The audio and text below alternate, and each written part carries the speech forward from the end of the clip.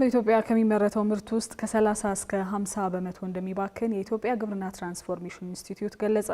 ኢንስቲትዩቱ ይህንን ያለው ዓለም አቀፉ የፋይናንስ ኮርፖሬሽን በአዲስ አበባ አዘጋጀው ሁለተኛ መድረክ ላይ ሲሆን የሆርቲካልቸርና የእንስሳት ተዋጽኦ ምርቶች ላይ ብክነቱ እንደሚጨምር ነው የገለጸው።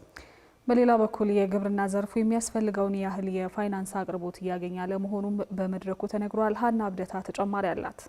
የዓለም አቀፉ የፋይናንስ ኮርፖሬሽን ያዘጋጀውና በግብርና ፋይናንስ ላይ ያተኮረው ሁለተኛው የውይይት መድረክ በአዲስ አበባ ተካሂዷል። በዚህ ወቅት በአፍሪካ የምግብ ዋስትና ያላረጋገጠ ከ340 ሚሊዮን በላይ ሕዝብ እንዳለም ተገልጿል። በአህጉሪቱ ለግብርናው ዘርፍ ከባንኮች እየቀረበ ያለው ከ2 እስከ 3 በመቶ ፋይናንስ ብቻ በመሆኑም አሁን ላይ ዘርፉ የ230 ሚሊዮን ዶላር ክፍተት እንዳለበት ነው የተነገረው። ይህን የፋይናንስ ክፍተት ለመሙላት በተለይ በአንዳንድ ሀገሮች ከ80 እስከ 90 በመቶ የሚሆኑ አነስተኛ አርሶ አደሮች ላይ በፋይናንስ አቅርቦት፣ በቴክኖሎጂ፣ በንግድ ትስስርና ከአየር ንብረት ጋር የተያያዙ ስራዎችን መስራት እንደሚገባ ተጠቁሟል። So if you want to transform and develop Africa, you need to transform and develop agriculture. And for the longest time I think አፍሪካን ማሻሻልና ማሳደግ የምንፈልግ ከሆነ ግብርናውን ማሳደግ ያስፈልጋል።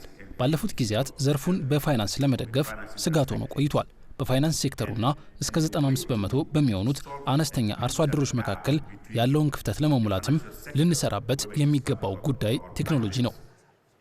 agriculture where 90% or 95% of agriculture in Africa is smallholder farmers.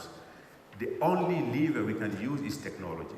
በኢትዮጵያ ለግብርናው ዘርፍ እየቀረበ ያለው ብድር በቂ አለመሆኑን የገለጸው ብሔራዊ ባንክ በበኩሉ ይህን የፋይናንስ ተግዳሮት ለመፍታት የተለያዩ የሕግ ማዕቀፎችን በማዘጋጀት እየሰራ መሆኑን ተናግሯል። የፋይናንስ ዘርፍ ግብርናውን ሊደግፍ የሚችልበትና የሚጠበቅበት ዋነኛው አግባብ ብድር በማቅረብ ነው። ለግብርና ዘርፉ የሚያስፈልገውን ብድር በማቅረብ ነው። ሆኖም ግን በዚህ ረገድ ለባለፉት ብዙ ዓመታት በርካታ ዓመታት የግብርና ዘርፉ የሚፈልገውን ያክል የፋይናንስ አቅርቦት እየቀረበለት አይደለም። በተለያየ ምክንያቶች ብዙ ስትራክቸራል ፕሮብሌሞች አሉ፣ የኮኦርዲኔሽን ፕሮብሌሞች አሉ፣ የቢዝነስ ሞዴል እንዲህ ያሉ ችግሮች አሉና በዚህ ምክንያት የሚፈልገውን ያክል የብድር አቅርቦት እየቀረበለት አይደለም ማለት ይቻላል። ብሔራዊ ባንክም ደግሞ ይህን ሴክተር የሚፈልገውን የፋይናንስ አቅርቦት ከማቅረብ አንጻርና ከማሳደግ እንዲሁም ደግሞ ለሀገር ኢኮኖሚ ካለው ዋጋ አንጻር ማድረግ ያለበትን ድጋፍ ሊያደርግ በሚያስችለው መልኩ ብዙ እንቅስቃሴዎችን እያደረገ ከፋይናንስ ተግዳሮት በተጨማሪ እንደ ኢትዮጵያን አቆጣጠር በ2030 በአፍሪካ 1.3 ቢሊዮን ሕዝብን ለመመገብ አሁን ያለውን የምግብ ምርታማነት በ50 በመቶ መጨመር እንደሚገባም ተናግሯል። ታዲያ የምርት ብክነት ላይ ያሉ ክፍተቶችን ለመፍታት መስራት እንደሚገባ በመድረኩ የተጠቆመ ሲሆን በኢትዮጵያ ይሄው የምርት ብክነት እስከ 50 በመቶ እንደሚስተዋልና ይህን ለመቀነስ ስትራቴጂ ተነድፎ እየተሰራ መሆኑን የኢትዮጵያ የግብርና ትራንስፎርሜሽን ኢንስቲትዩት ጠቁሟል። አሁን እኛ ባለን መረጃ ኢትዮጵያ ውስጥ ከሚመረተው ውስጥ ከ30 እስከ 50 በመቶ ይባክናል ነው። በተለይ ደግሞ የሆርቲካልቸርና የእንስሳት ተዋጽኦ አካባቢ ብክነቱ በጣም ከፍተኛ ነው።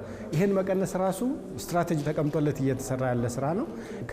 ከቅድመ ምርት እስከ ድህረ ምርት ያለውን ኢንክሉዲንግ ይሄ ኮልድ ቼን የምንለውን ጨምሮ ዌርሃውስስ መጋዘኖችን እንትን የማድረግ ይሄን አሁን እኛ በፕሮጀክት እንሰራለን። እንደገና ደግሞ ሚኒስትሪ ኦፍ አርባን ኤንድ ኢንፍራስትራክቸር የከተማና መሰረተ ልማት ሚኒስቴርም በወርልድ ባንክ በጀት በዚህ ረገድ እንግዲህ የገጠር መንገድን ከመስራት በተጨማሪ ኢትዮጵያ ትልቅ ሀገር ናት፣ ብዙ አርሶ አደር ያለባት ናት። በአንድ ጊዜ አይፈታም። ማሳያዎች ግን እየተጀመሩ ነው ያሉት። በአፍሪካ በአጠቃላይ ምርታማነትን ከመጨመር ባለፈ የግብርናውን ዘርፍ ለመደገፍ የሚወጡ ስምምነቶችም ሆነ ሕጎች ወደ ተግባር መለወጥ እንደሚገባም ከመድረኩ ሰምተናል።